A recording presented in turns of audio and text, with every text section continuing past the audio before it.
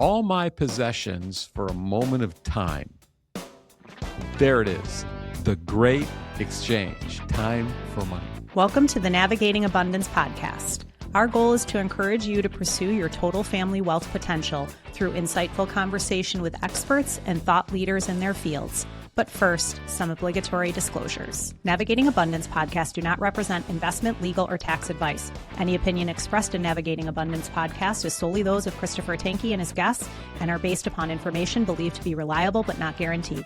Podcasts are produced for educational and entertainment purposes only and should not be considered an endorsement of the guest or the views that they hold. Information shared may not be appropriate for your personal situation. Consult a qualified advisor for guidance. Investment advisory services are offered through Strategic Financial Group, LLC, a registered investment advisor. Navigating Abundance is a trademark of Strategic Financial Group, LLC.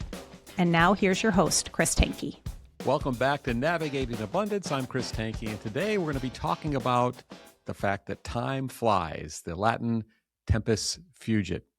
So this is a time management conversation again, and I know that these things can appear somewhat preachy at times. I just want you to know that as I review this and the things that I'm going to be discussing, it also struck a chord in me that maybe I need to be thinking about this a little bit more myself. So we're all in the same boat together. If you're a human being, you're not always using your time as effectively or as opportunistically as you should. So I just want to encourage you a little bit and encourage myself as we talk about the fact that time is flying, tempus fugit. If you go to our website, navigatingabundance.com, in our prolegomena section, you'll see 4 different principles that drives our movement.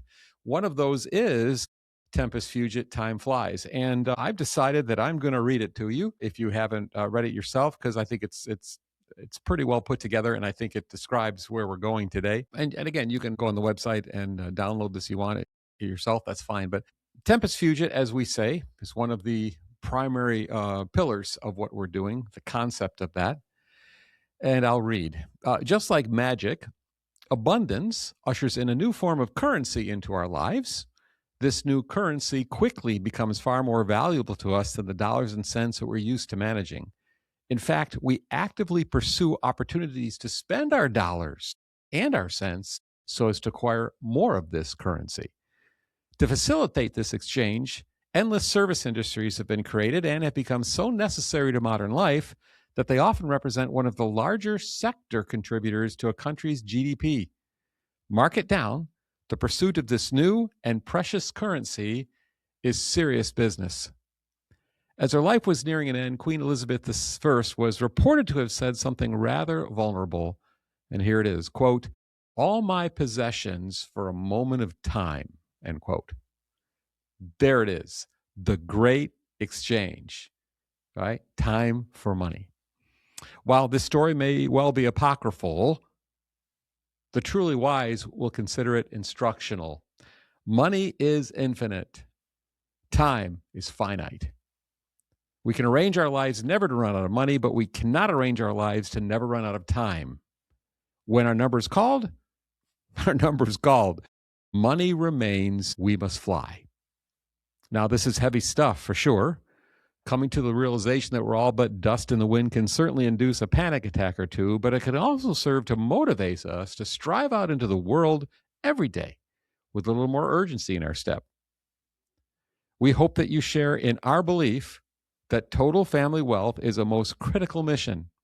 It is, without a doubt, to be the greatest quest of your life, which is why you're here at all. And in that respect, there is no time to waste. Tempus fugit. So I just thought I'd put together some thoughts of how we can maybe encourage one another to think more soberly about how we're spending our days, our hours, our minutes. And again, I don't mean to be preachy. What I do mean to do is to just maybe quicken a little better understanding or appreciation of what we're up against when it comes to the fact that time flies, money remains. So there are 3 things that I just want to bring to focus here as we talk about, I guess, time management or actually investing your life as effectively as you can with the time that you have, maybe a better way to say it. And the first is this: we all need to face the fact that we're living on borrowed time. We've heard that before. I'm living on borrowed time.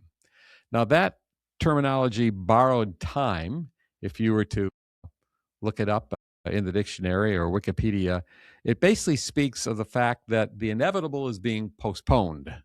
That's borrowed time.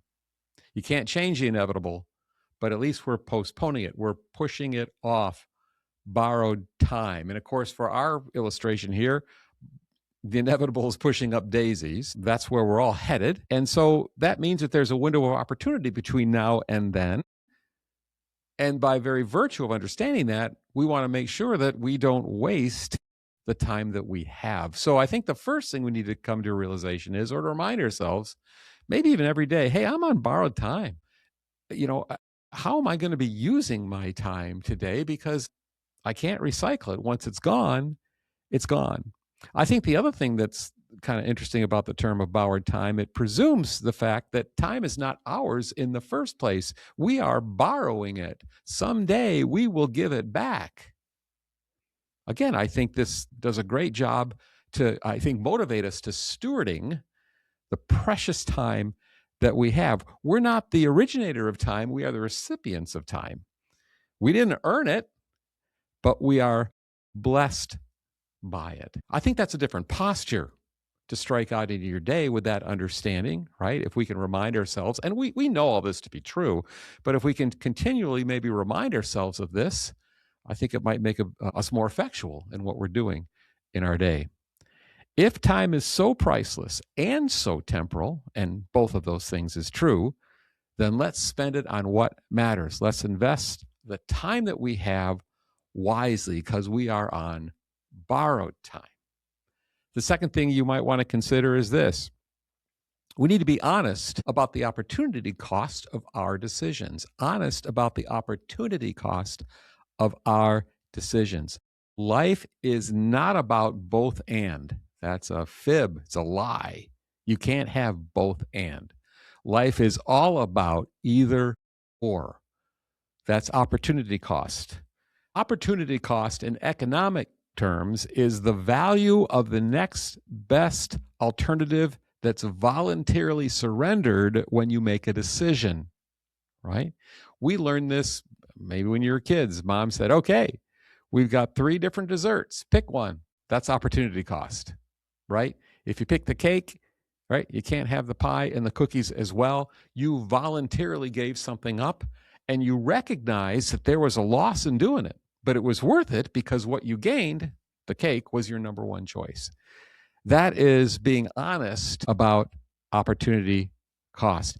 There are trade-offs in life. And when you gain something, you always lose something else that you could have had.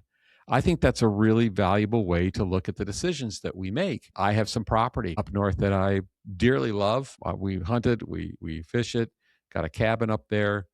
Actually, it's a pole barn, but it's really nice on the inside, and we enjoy it immensely. A lot of projects you're really never done. I love to run up there and get away, put the wood burning stove on, mow some grass, clear some trails, work on tree stands, fell some trees and split those logs. I like all that stuff. It's fantastic. It is really, really good for me. But you know what? I cannot be always with my grandchildren and up north at the same time.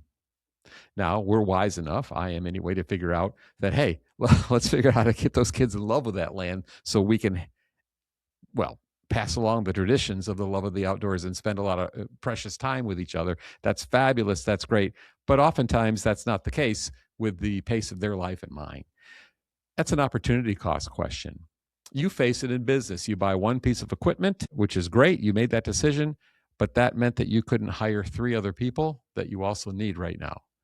You had to make a decision. That's opportunity cost. You're using your opportunities wisely. And, we can go on and on. If you marry one gal, you gave up another gal that was really nice. It's an opportunity cost question. That's how it works. So let's be honest that we live in not a both and world. We live in an either or world. And what that means is it won't add more time for you, but it'll help you gather some of that fleeing time and make sure that the way you're applying it, right, is the most effectual, positive, virtuous way that you can, right? So think in terms of, all right, I can do 2 good things or 3 good things. What am I giving up if I go this direction? Is that really what I should do? And if the answer is yes, that's a great use of your time. So you can't make more of it, but you can apply it better. You could be a steward better of it. The third would be try to think of the who before you think of the how when it comes to accomplishing something. Try to think more of who rather than how when you're trying to accomplish something. In a previous podcast, we talked about Dan Sullivan and Benjamin Heine's book, not who, but how, which I encourage you to get. It's really good. But I also mentioned that you could read the cover of the book, the forward in that book, and save yourself $11.95 or whatever, because you understand the whole concept of the book. And the idea is that, sure, you can learn how to do something, but is that a good use of your time? Perhaps you should look for somebody or a who that can do it well already, right? Now, there is a lot of joy that can be found. Fulfillment can be found in learning new skills. Not against that, but they even have that is an opportunity cost question. If you learn how to, I don't know, change your own oil and lube up your tractor on your own, that's fine.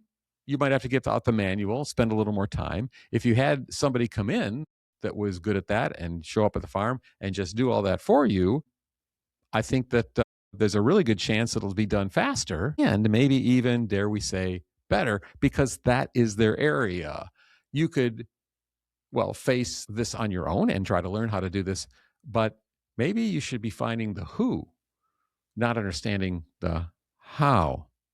At our firm here, Strategic Financial Group, we're a registered investment advisor, which means we are under significant compliance restraint from the SEC and FINRA and from the state. It is close to being unreasonable, really, really close to being unreasonable. And the laws are changing all the time, and it is very, very burdensome. So there, you can tell my angst in this, and every RIA firm will share that concern. But it has to be done, and I's have to be dotted and T's have to be crossed. If I was not an independent firm and working with a national firm, they would have a compliance team and all sorts of schedules to keep us on track and whatnot to make sure that's done. But we don't. So that means we're on our own when a regulator comes in and wants to have a cup of coffee with us. How do we handle that? Well, we could learn how to do it, and some smaller firms do spend time doing that. But I got to tell you, I want to know the right people to do it, the who's that we should bring on that knows these requirements and the schedules we need to keep and the things that we need to codify and file and report and all of that stuff. So we spend a significant amount of money every year bringing in third parties that oversee our compliance and prod us to do the right things and remind us to do this, or will do filings for us. That's the who. Is it expensive? It really, really is expensive. Is it worth it? For us, it really, really is worth it. That's a who versus a how discussion. So think about what you face in your life. Maybe you're like us. We're not techie people, and at home, when we're trying to set things up or we have problems with a computer or whatever, we're on a subscription with a tech firm that we can call in or call up, and they can talk us through stuff. And it costs, a noticeable amount of money. That's fine. Maybe we could figure it out someday. That would be the how should we do it. But I got to tell you, that's money well spent if I'm looking for time redemption to hire somebody with the who to do that knowledgeable task for us. Right? So you can't make more time, I guess. You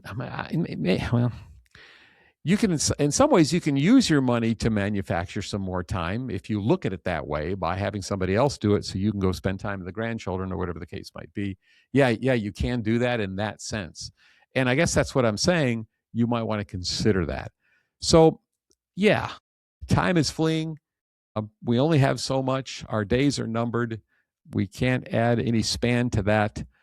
But if we can remember that we're on borrowed time some more, think about that some more, meditate on that a little bit, and use our stewardship of that borrowed time to realize that someday I'm going to have to give this back. It's finite. Let's see myself in not the situation of the owner of it, but somebody's just borrowing it, I think that could be helpful with the way we make decisions or spend our time. Second, again, be honest about the opportunity cost of our decisions. What are we giving up? Have we really thought about that carefully and fairly, honestly?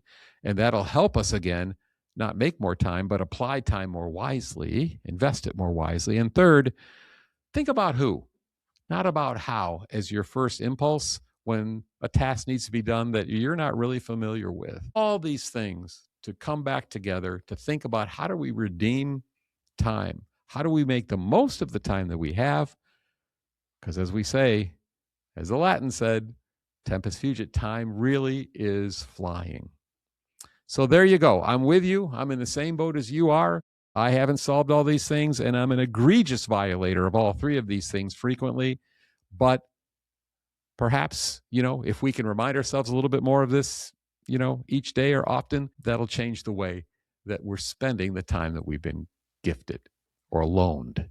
This is Chris Tanke with Strategic Financial Group. I'm here with you. We're all in the same boat, rowing together, wishing you all the best. And remember, really, your family is worth it. Thank you for joining us for today's episode of Navigating Abundance. If you enjoyed this content and you'd like to see more of it in the future, please consider subscribing. If you'd like to join the conversation, leave a comment below on whatever platform that you're watching on. And if you'd like to learn more about Navigating Abundance, visit us at navigatingabundance.com.